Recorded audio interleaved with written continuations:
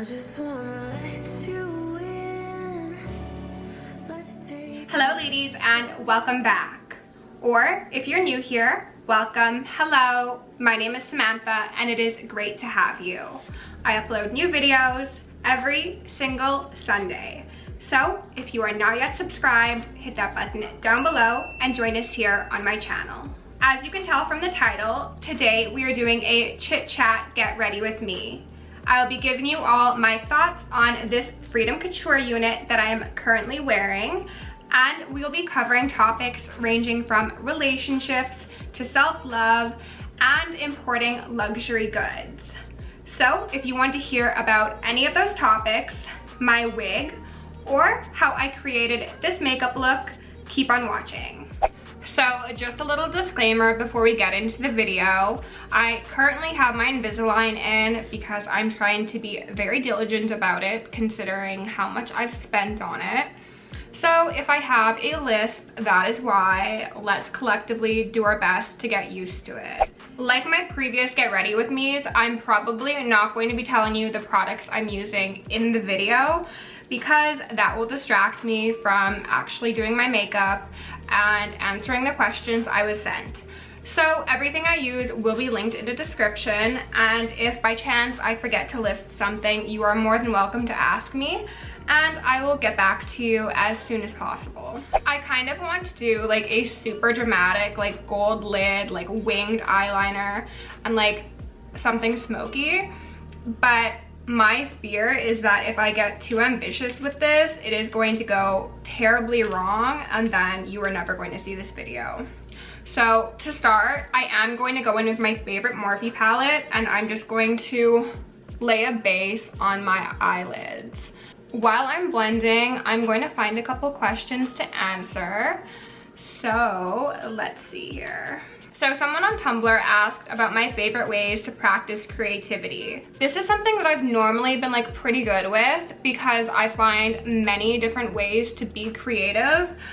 But as you ladies who are active in my community section know, I feel like Mercury retrograde has put me in a major slump creatively. So right now I will be giving you, person who asked me this question, and myself advice because frankly I need it too. I think that a great way to practice creativity is by realizing that it is not only in one form. Like there are so many ways to be creative outside of just drawing or painting or sculpting or whatever you traditionally think of when it comes to creativity. So, for example, makeup is a form of creativity. Cooking dinner is a form of creativity. Designing workouts is a form of creativity. So ultimately, I think you just need to see what you feel most comfortable with and what makes you feel fulfilled. And if you know that you're going to be burnt out from school or work or what have you, then it might be a good idea to like actually set a timer on your phone for 20 minutes or half an hour each day that you do something that is creative. It doesn't need to be anything big or monumental. It's just like something fun, you know? It's something to relax and just be creative about. It doesn't need to be a masterpiece. I think that is the most important thing. But if you're somebody who doesn't like drawing or sketching or whatever, then make yourself a nice meal and get creative with the plating of that meal or what ingredients you use. Like there's so many different ways to practice creativity. You really do not need to limit yourself. If anybody who's watching this video has ideas on how to increase your creativity, I would love for you to help the person who sent that question and just leave your suggestions in the comments down below. So someone asked, how much of your monthly income should you be saving? I would say save as much as you can. The percentage will be different for everybody because everybody's bills and expenses are different, but save as much as you can. Because it's better to save it and have it available if you need it than to just spend it irresponsibly and then be stuck in a tough spot. That is something I've had to recently learn to implement, because previously I was just like not on the saving move, and now I'm realizing like that's not exactly the best decision. I should probably be like planning for my future and like, you know, saving money to use in ways that can make me more money instead of just like throwing it away on clothes and whatnot. So I personally try and save, I'd say about a quarter of my monthly income, but I do also have a automatic withdrawal from my checkings account every 2 weeks that transfers an extra $200 into my savings. So it's something I don't consciously need to worry about or plan for, it just happens. But ultimately, as long as you are being responsible with your spending and you are making a conscious effort to save money and not just squander it, I think that that is a responsible choice to make. Another question I got was, what are ways to discover your soul and love yourself before entering a relationship? This is an extremely important question, because I think this is something that we all need to work on. Like, even those of us who are in relationships, like there's a lot of conditioning that we have internalized that has taught us not to love ourselves, or how to love ourselves incorrectly through the outside validation of others. So I think that that's a question that everybody should grapple with and think about seriously, regardless of their relationship status. I think that spending time on your own, again, regardless of whether or not you're in a relationship, is an amazing way to do that. Because if you are constantly viewing yourself through the eyes or the interactions of another person, that is going to cloud your perception of yourself. And if your perception of yourself is clouded, you are not going to have a clear view of yourself. And if you don't have a clear view of yourself, how can you actually love what you are in reality? So I do think that spending time and growing alongside a partner is, of course, a very valuable thing. However, being okay with being on your own and being in a state of isolation is also extremely important. I am a proponent of the if you don't love yourself, how can somebody else love you thought process. And I know that that can be a controversial opinion, but in reality, I think that if you don't love yourself, you are not going to treat yourself as good as you should. And if you are not going to treat yourself as good as you should, then you can't really expect other people to do so for you. That kind of sets you up for failure. It sets you up to be manipulated, sets you up for disappointing relationships. So practicing self-love before you enter into a relationship is absolutely key. Enforcing boundaries is a great way to show you how much you love you. So if you are seeing people, or you just have people in your life who regularly like to test your boundaries and just push you as far as you can go, I think putting that to an end will really solidify how much you respect and care for yourself. But yeah, that's a really good question, and frankly, I think that spending time on your own is the best way to practice self-love, because once you get to know who you are, what you stand for, what your value is, and once you've practiced enforcing boundaries and totally respecting yourself in all avenues, I think that it'll be much easier to maintain your self-respect and self-love while in a relationship. I hope your journey to self-love goes amazing, and we're all on it together. Just know that.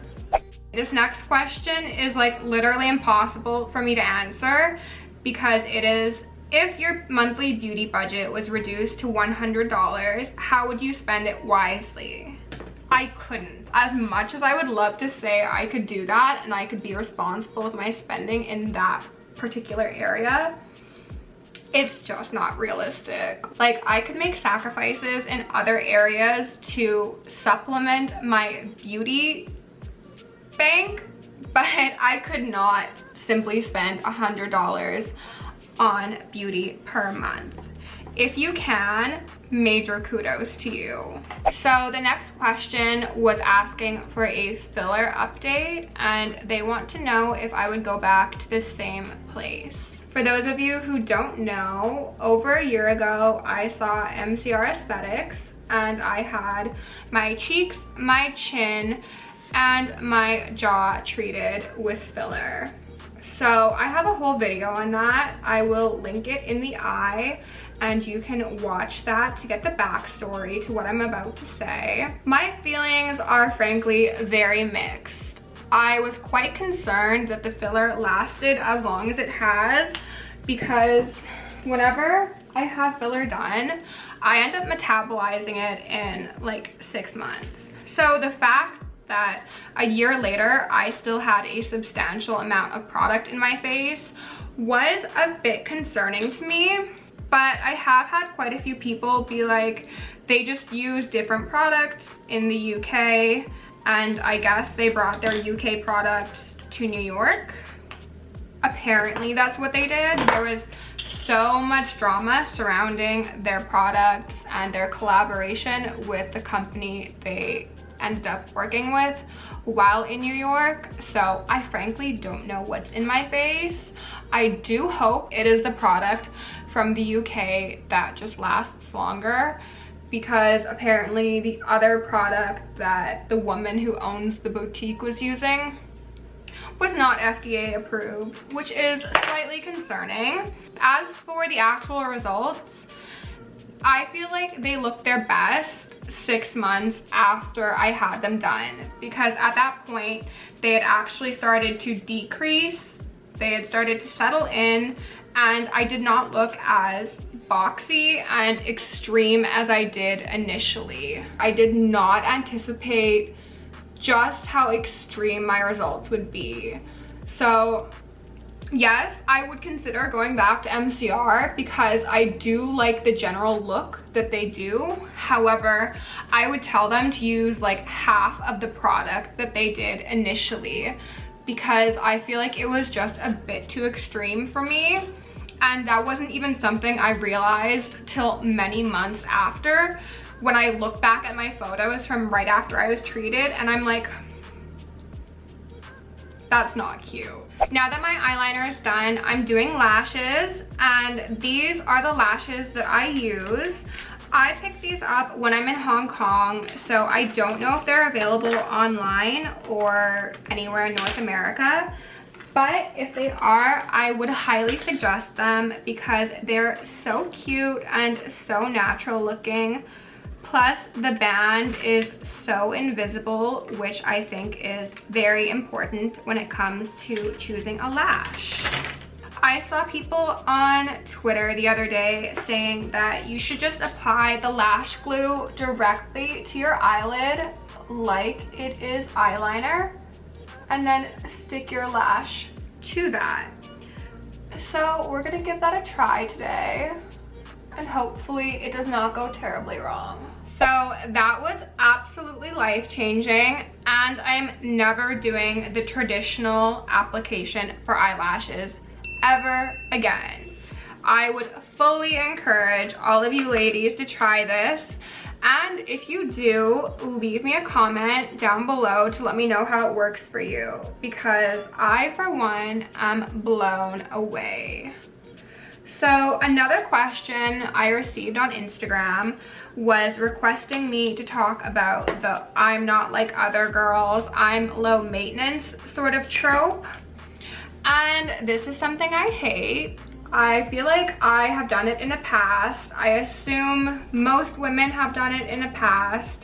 However, A good deal of us have learned from it and grown beyond it, which I'm so thankful for. By subscribing to that sort of belief, you are really doing nothing but shooting yourself in the foot. You are advertising how low your standards are and basically encouraging people to take advantage of you. If your major personality trait is how low maintenance you are, I promise it is not going to attract the type of people that you want in your life long term. The people that find things like I'm low maintenance endearing are people that you should run far away from. And I do understand that this is something a lot of women are taught because society. I'm not going to go into that, but I'm sure you can tell by my eye roll how I feel about it. I understand it's something that's been ingrained in us. However, I would encourage all of you ladies over the age of 20 to think long and hard about your low maintenance stance and see if it's actually served you in the past. I would genuinely love to know if you are dating and you pride yourself on being low maintenance. How has that worked out for you? Like, if you were to honestly assess what your expectations have brought to life in your relationships, would you say that being low maintenance is something that has benefited you? Would you say it's something that has not impacted your relationship? Would you say it's something that you really don't think about much? I would love to know. But my personal stance is that being low maintenance is a scam, and it only benefits men who seek to take advantage of you. So contour is done, and now we are moving on to foundation. And the next question / topic I received is on Instagram. And one of my girls wants to know how people have reacted to my videos. For the most part, I've received nothing but love on my videos, which I'm so thankful for. You are all such angels. The only constructive criticism I would say that I've received on my channel and on my videos are, one, regarding my voice, because people seem to think I talk like a Kardashian, but like, this is just my voice and this is just how I talk. I have always spoken this way, like, for as long as I can remember. So it's not something that was influenced by the Kardashians or by any other celebrities. Like, this is just how I speak. The other feedback I receive is that my videos are impersonal, and I understand why people say that, and I'm doing my best to try and make them more personal now, because I do understand that that's something you all want to see. And frankly, I'm flattered that you want my videos to be more personal, because that means that there's an appeal to me as a person and not just my content. So I totally appreciate that feedback. As you ladies may have seen, I recently had an interaction with somebody who left a negative comment on one of my videos, and I think his name was Josh. Josh was saying like, oh, she's so vapid, like all these influencers. I'm not an influencer, but that's the term he used. All these influencers seem to think that people care about their lives and nobody really does, and this and that. And like, it's fine, you can have that opinion, but for you to spend the time writing out a paragraph, not just a couple sentences, but like a paragraph, sending hate to somebody who doesn't even know you exist, is just like such a waste of time. So I told Josh that. I'm like, Josh, you know what? You're clearly not my target audience, so I don't know why you're watching my videos to begin with. But just so you know, you don't have to watch things you don't like. You can just like click off, and you don't need to leave hate for strangers. And then Josh came back and he issued a very sincere apology and deleted his comment. And like, that's the accountability I hope that everybody, but especially men, have going forward. Like, I appreciate that. I'm so thankful that that exchange happened. Even though he left a rude comment on my channel, it was like a learning experience for us both, because I was tempted to initially respond with the same energy he gave me, like being super rude and dismissive back. But something told me, like, no, maybe don't do that. Just, you know, choose your words wisely. So I did, and he responded so well to what I had said. So he learned to not leave comments that are rude on people's videos, and I learned to be compassionate. So like, everybody wins, and I love it. Okay, the beat is complete. One of my girls on YouTube wanted to know what I think of the quality and just a general update on the unit. So I will put my hair into a pony, and then I will show you what the unit looks like right now with no brushing, no fluffing, no anything. This is the current state of her. So as you can see, there's like a couple flyaways, mostly at the top. I think you can see them there. The baby hairs are kind of disheveled. So I'm going to do what I can right now to fix that and make them look a little bit more cohesive. It's still fairly tangle free. As you can see, I have not brushed this since last time I wore it, and I can still run my fingers through it. So the quality of the hair is amazing. I love Freedom Couture for that reason. I do need to wash this unit because the part is getting a little bit built up with foundation from trying to make it match my skin tone. I do also think the hair is getting a little bit dry. So I think that I'm going to be doing like a full day of a hair mask on this. I'm going out later today, so I think I'm going to stop by Sally and pick up a silicone treatment, because that seems to be the best or the most highly recommended treatment for wigs.